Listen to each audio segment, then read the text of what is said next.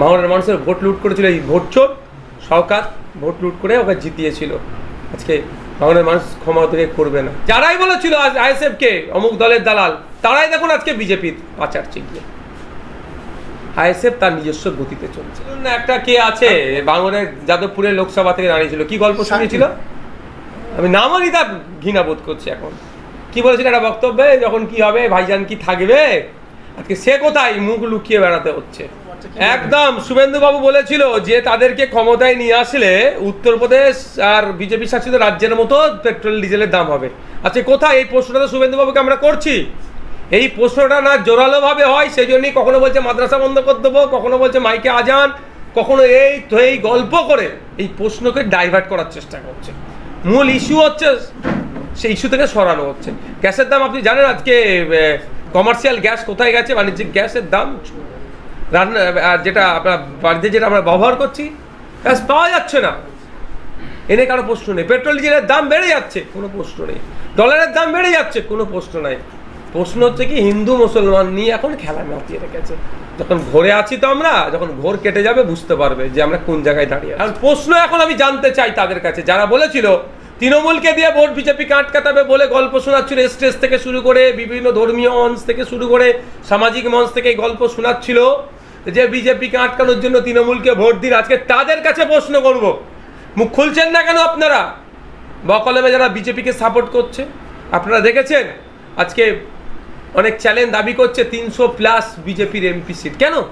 এবার একটা করতে হবে, শিক্ষা নিয়ে আপনি বলেন, আপনি স্বাস্থ্য নিয়ে বলেন, মৎস্য নিয়ে বলেন, এগ্রিকালচারের উপরে বলেন, এক একটা বিষয় বলতে হবে, তার উপরে মূল্যায়ন হবে।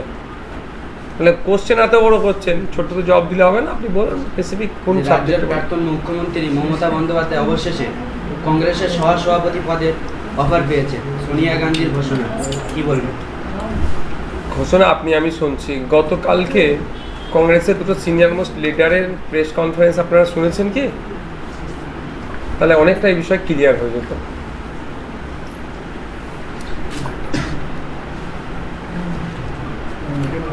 বলুন।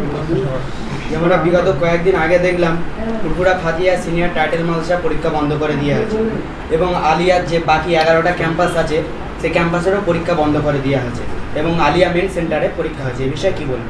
স্টাডি সেন্টার যেগুলোকে বলা হয় সেগুলোতে ইসলামিক থিওলজির যারা এক্সাম দিচ্ছিল তাদের এক্সাম বন্ধ করেছে। এই বিষয়টা নিয়ে আমি জানতে চেয়েছি, যে উত্তর পেয়েছি প্রশাসনের অর্থাৎ আলিয়া বিশ্ববিদ্যালয়ের তরফ থেকে সেটা সন্তোষজনক নয়। তারা বলছে যে ওই সার্ভের নামক এই ধরনের এটাকে দেখানো হচ্ছে। আমরা তাদের কাছে আহ্বান করছি দ্রুততার সাথে এই যে সংকটময় পরিস্থিতি চলছে সেটাকে মোচন করতে হবে।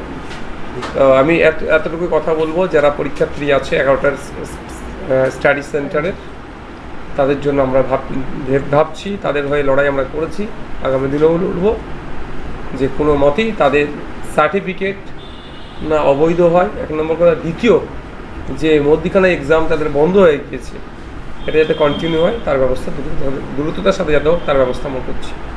ভাঙড়ে কিছু কিছু জায়গায় দেখা যাচ্ছে তোলাবাজির অভিযোগ উঠছে এবং এর সামনে কিছু ভিডিও আসছে, এটা কি আইএসএফের উপরে ষড়যন্ত্র চালানো হচ্ছে?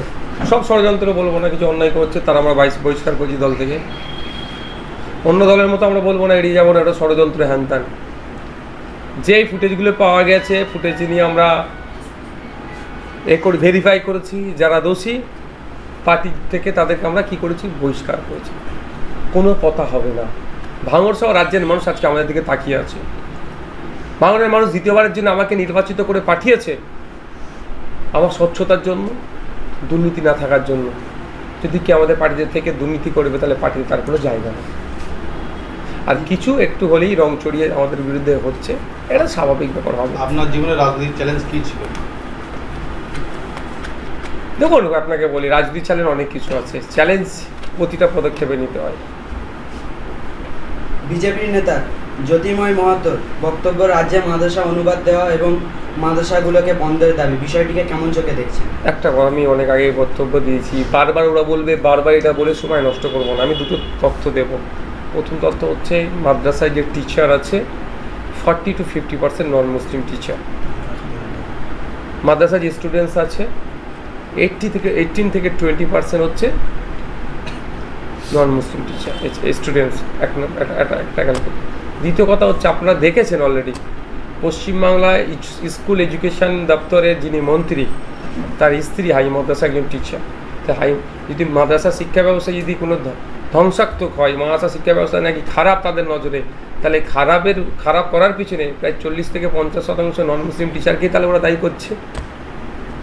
এগুলো হচ্ছে পেট গরমে কথা বলছে, কিছু তো বলে মানুষকে রাখতে হবে। আজকে 1-2 মাস সেই সরকারটা হয়ে গেল, এখনো পর্যন্ত সরকারি কর্মচারীদের হকের ডিএটা ঠিক মতো বুঝিয়ে দিতে পারলো না। কোনো কথা আছে? শূন্যপদ পূরণের কথা বলে গল্প শোনালেও এখনো এক্সামের কোনো কিছু কন্ডাক্ট করার কিছু আপনারা দেখতে পাচ্ছেন? এই নিয়ে কোনো চর্চা নেই। কি করতে হচ্ছে? এই থেকে মানুষকে মন ভুলানোর জন্য হিন্দু মুসলমানের খেলা খেলো, তাহলে মানুষ এটাকে নিয়ে মেতে থাকবে। হ্যাঁ, বিজেপি সরকার আসার আগেই বলেছিল, ঘোষণা করেছিল তেলের দাম কমবে, গ্যাসের দাম কমবে। তার মধ্যে কিন্তু একেবারে গ্যাসের দাম চচ্চর করে বাড়ছে, তেলের দামও বাড়ছে। একদম শুভেন্দু বাবু বলেছিল যে তাদেরকে ক্ষমতায় নিয়ে আসলে উত্তরপ্রদেশ আর বিজেপি শাসিত রাজ্যের মতো পেট্রোল ডিজেলের দাম হবে। আচ্ছা, কোথায়? এই প্রশ্নটা তো শুভেন্দু বাবুকে আমরা করছি। এই প্রশ্নটা না জোরালো ভাবে হয়, সেই জন্যই কখনো বলছে মাদ্রাসা বন্ধ করে দেবো, কখনো বলছে মাইকে আজান, কখনো এই গল্প করে এই প্রশ্নকে ডাইভার্ট করার চেষ্টা করছে। মূল ইস্যু হচ্ছে সেই ইস্যু থেকে সরানো হচ্ছে। গ্যাসের দাম আপনি জানেন আজকে কমার্শিয়াল গ্যাস কোথায় গেছে? বাণিজ্যিক গ্যাসের দাম রান্না যেটা আপনার বাড়িতে যেটা আমরা ব্যবহার করছি গ্যাস পাওয়া যাচ্ছে না, এনে কারো প্রশ্ন নেই। পেট্রোল ডিজেলের দাম বেড়ে যাচ্ছে, কোনো প্রশ্ন নেই। ডলারের দাম বেড়ে যাচ্ছে, কোনো প্রশ্ন নাই। প্রশ্ন হচ্ছে কি হিন্দু মুসলমান নিয়ে এখন খেলা মাতিয়ে রেখেছে। যখন ঘোরে আছি তো আমরা, যখন ঘোর কেটে যাবে বুঝতে পারবে যে আমরা কোন জায়গায় দাঁড়িয়ে আছি। আগামী 15 বছর তৃণমূল শাসিত দল, তারা প্রাক্তন মুখ্যমন্ত্রী মমতা ব্যানার্জি সাহেব ছিলেন, তিনি বলেছিলেন ফুরফুরা থেকে রেল হবে, কিন্তু এখনও সে রেল হয়নি। এখন নতুন সরকার গঠিত হওয়ার পরে শুভেন্দু অধিকারী বলেছে যে ফুরফুরা টু তারকেশ্বর, ফুরফুরা টু বাড়িপাড়া এবং ফুরফুরা টু ডানকুনি রেল স্টেশন করে দেবে। বিষয়টাকে কি বলবেন? কে বললো? মমতা ব্যানার্জি তো রেল চালিয়ে দিয়েছিল। 2019 সালে লোকসভা নির্বাচনে হাওড়া জেলার জগৎবল্লভপুরে একটা শ্রীরামপুর লোকসভা কেন্দ্রের প্রার্থীর হয়ে তৃণমূলের প্রচারে এসে তো রেল চালিয়ে দিয়েছিল। আপনারা ভুলে গেছেন যে আমরা রেল স্টেশন করে যে রেল চলছে, চালিয়ে দিয়েছিল রেল। যেরকম গল্প ছিল, আর আজকেও আমার মনে হয় সেটা গল্প। যতক্ষণ না পর্যন্ত রেল লাইন পাচ্ছে আমরা গল্প মনে করব। তবে হ্যাঁ, এটা বলে রাখছি, এটা কেউ না ক্রেডিট নিতে পারে যে এই নতুন বিজেপি সরকার পশ্চিমবাংলায় এসে রেলটা করছে না। ডানকুনি থেকে ফুরফুরা শরীফ, বারুইপাড়া থেকে ফুরফুরা শরীফ, তারকেশ্বর থেকে ফুরফুরা শরীফ, এই 3টে লাইন অনেক আগে থেকে প্রস্তাব ছিল।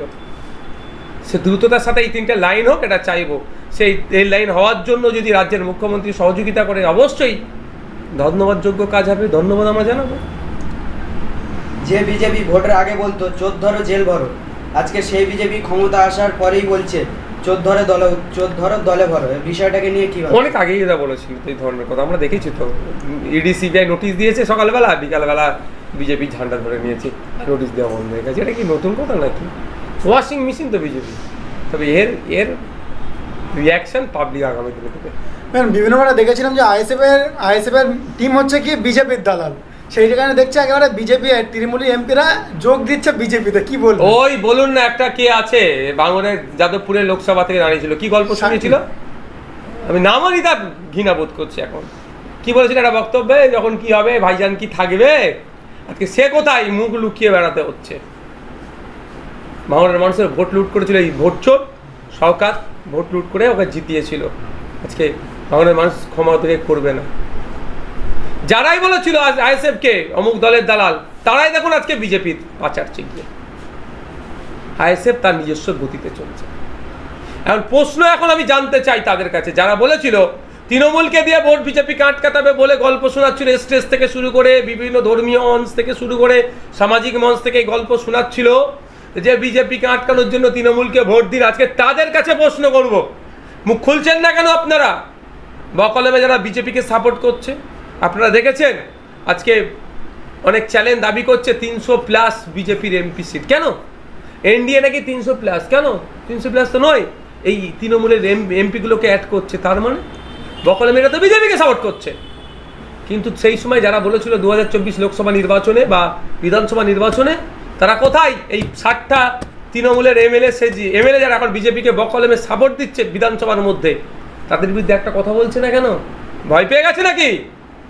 ও তখন খুব মানে কারো হয়ে চাটুকারিতা করতেন, এর জবাব কিন্তু বাংলার মানুষ আপনাদের কাছ থেকে আগামী দিনে নেবে। সব দেখছে বাংলার মানুষ, কে কি বলছে না বলছে সব লক্ষ্য করছে। সময়ে সুদে আসলে গণতান্ত্রিক প্রক্রিয়া উসুল করবে। অভিষেকের ডানাত বলে যিনি পরিচয় জাহাঙ্গীর খান, তাকে হাফ প্যান্ট পরে ঘুরে বেড়াচ্ছে, কিন্তু অভিষেককে দেখা যাচ্ছে না, এবং তিনি পুষ্পা বলে দাবি করেন জাহাঙ্গীর খান। দুটো কথা, অভিষেক বাবুকে এইরকমই থাকবে। এখানে কাউন্সিলর থেকে শুরু করে প্রাক্তন যারা তাদেরকে ধরে জেলে উঠছে, আর দিল্লিতে এমপিগুলোর সাথে সেটিং করছে, রাজ্যে এমএলএগুলোর সাথে বকলমে সেটিং করছে। দেখলাম তো কদিন আগে রথীন ঘোষ মহাশয় নাকি শুভেন্দু বাবুর সাথে দেখা করতে গিয়েছিলেন, একটা খবর ছিল, তোমরা বুঝতে পারছেন। আর যে রথীন ঘোষ সাহেবের সম্পর্কে নাকি অভিযোগ আছে তিনি রেশন টেশন হিসাব নাকি সব দুর্নীতির সাথে তিনি নাকি যুক্ত, এই ধরনের একটা অভিযোগ ছিল, জানি না সত্য মিথ্যা কী আছে, বুঝতে পারছেন।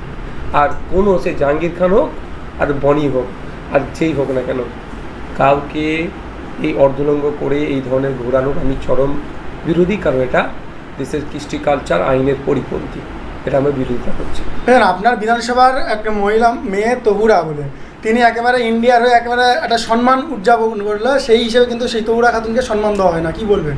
আমরাই তাকে স্কট করে বের করে আমাদের অঞ্চল নেতৃত্বরা তার বাড়িতে পৌঁছেছে। আমি আমাদের রাজ্যের যিনি sports and youth services minister হয়েছেন তাকে আমরা জানাচ্ছি অবিলম্বে তাকে যেমন তার এই অসামান্য কৃতিত্বর জন্য তাকে যেমন সংবর্ধিত করতে হবে, সাথে সাথে আগামী দিনে আরও ভালো প্র্যাকটিস করে আরও ভালো রেজাল্ট সিনিয়র লেভেলে তিনি আরও ভালো রেজাল্ট করতে পারে, তার জন্য প্রশিক্ষণে যাতে ব্যবস্থা করা হয়, এই মর্মে আমি ডক্টর মাননীয় ইন্দ্রলীন মহাশয়কে আমি অর্থাৎ যিনি আমাদের স্পোর্টস মিনিস্টারে তাকে জানাচ্ছি। দেখুন এই মর্মে একটু কথা বলে রাখি, আমি ভাঙড়ে স্পোর্টস কমপ্লেক্সে তৈরি করার কথা আমি প্রস্তাব রেখেছিলাম। এই এলিমেন্টসগুলোকে সঠিক কাজে লাগানো যাবে। একটা উন্নত মানের ট্র্যাক থাকলে সেখানে দৌড়াতে পারবে, কারণ এখন তৌরাকে যেতে হবে কোথায়, শর্ট লেগে আসতে হবে। ভাঙড় থেকে শর্ট লেগের দূরত্ব, গাড়ি ভাড়া তার পক্ষে বেয়ার করা সম্ভব নয়। তো যদি ভাঙড়েই থাকে সহজে সেখানে এসে এই ধরনের তহুরার মতো হাজার হাজার ছেলে মেয়েরা আছে, পিউঢালি বক্সার এই ধরনের প্রচুর বুলবুল আছে, সাজান বুলবুল আছে, বিশেষভাবে সক্ষম হওয়ার পরও তিনি একটা ব্যাডমিন্টন অল লেভেলে মানে ইন্টারন্যাশনাল লেভেলে তিনি গোল্ড নিয়ে এসেছেন দেশের জন্য। তো এই সমস্ত বিষয়গুলো আমি চেষ্টা করছি। গতকাল সিআইডি ভবানী ভবনে তৃণমূলের সর্বভারতীয় সাধারণ সম্পাদক অভিষেক বন্দ্যোপাধ্যায়ের কয়েকটি ঘন্টা জিজ্ঞাসাবাদ করেছেন, এবং জিজ্ঞাসাবাদ করার পরে এই ঘটনায় আপনি কি ভাবছেন? দেখেছেন আপনার মতো কি স্বাধীনতা তদন্ত প্রক্রিয়া চলছে, নাকি এর পিছনে কোনো রাজনৈতিক? আমি একটা কথা বলি, এগুলো সব হচ্ছে আইওয়াশ। শুভেন্দু বাবু এইটুকু বুঝাতে চাইছেন বিজেপি বিশাল কিছু করছি, ভাইপোর ওপরে এরকম করছি, ঘোড়ার ডিম। অলরেডি যেগুলো তদন্ত হয়ে বসে আছে, এবার ধরবে আর জেলের মধ্যে ভরে দেবে, সেগুলো কিছু করছে? কালীঘাটের কাকুর ভয়েস টেস্টের রিপোর্ট আপনারা জানতে পেরেছেন? ভয়েস টেস্ট হয়ে গেছে অলরেডি, ওগুলো ধরে ওগুলো ভুরুক না। 26,000 চাকরি বাতিল থেকে শুরু করে এইসব দুর্নীতি, গরু চুরি, কয়লা পাচার, গরু পাচার, বালি চুরি, এগুলো এই মামলাগুলো তো মানে প্রায় 70% গিয়ে পৌঁছে গিয়েছে। ওগুলোকে স্পিড আপ করুক না কেন? একটা নতুন মামলা নতুন শুরু করছে মানে বুঝতে পারছেন, দেখাবে বিশাল কিছু হচ্ছে, এই হ্যান সামান্য একটা শুধুমাত্র আইওয়াশ ছাড়া আর কিচ্ছু না। Thank you. Thank you.